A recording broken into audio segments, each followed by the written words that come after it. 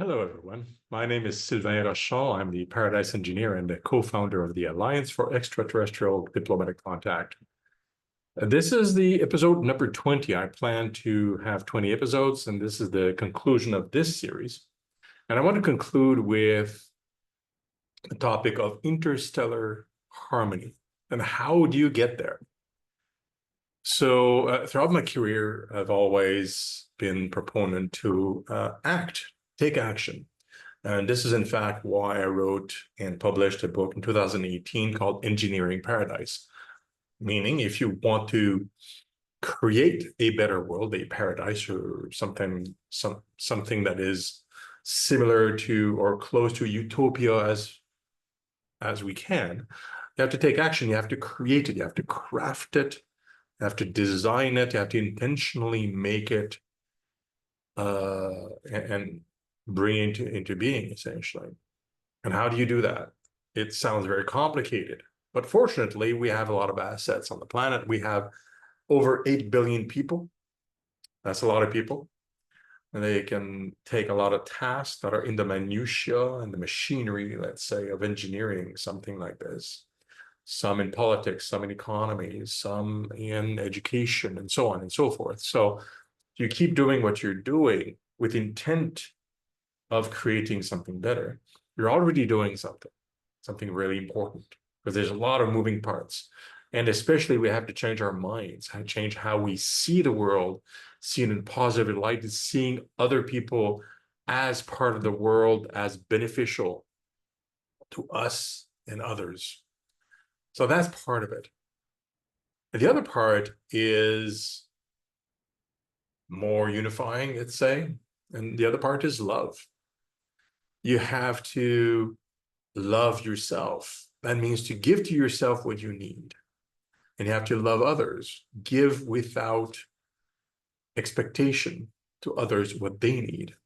And it becomes an exchange of giving to oneself and others without expectation. We live in a world where this is more and more possible because of the technologies we're developing. I just was listening to podcasts from Sam Altman, Mo Gaudat, which is an ex-Google AI expert and an executive, Mark Zuckerberg, Peter Diamandis, like a bunch of people, even Elon Musk, people that you know the name of mostly. Some of them you may like better than others in what they're doing. They're all kind of telling the same story. Through our capitalistic ways, just naturally, we're leading towards a world that has AI and robotics that is more competent and more able than us at being productive, at creating the goods and services we need to survive and flourish.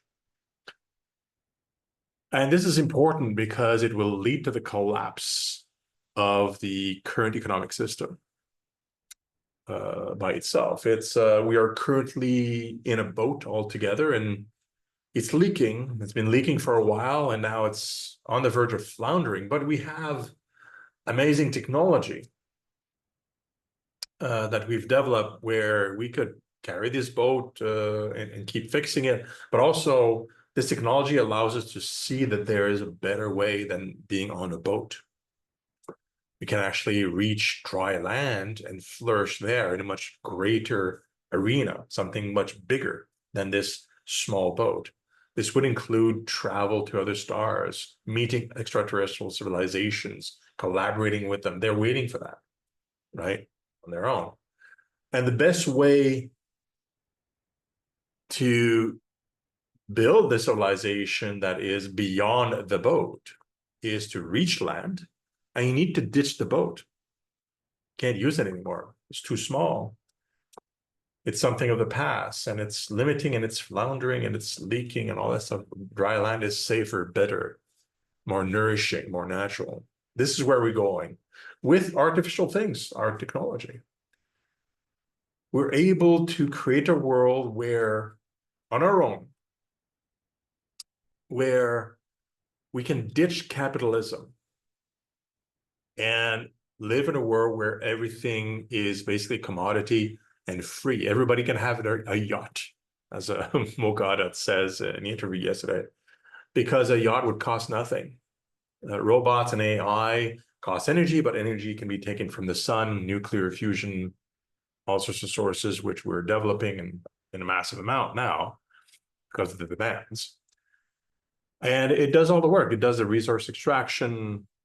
It plans, builds, transports supplies to people.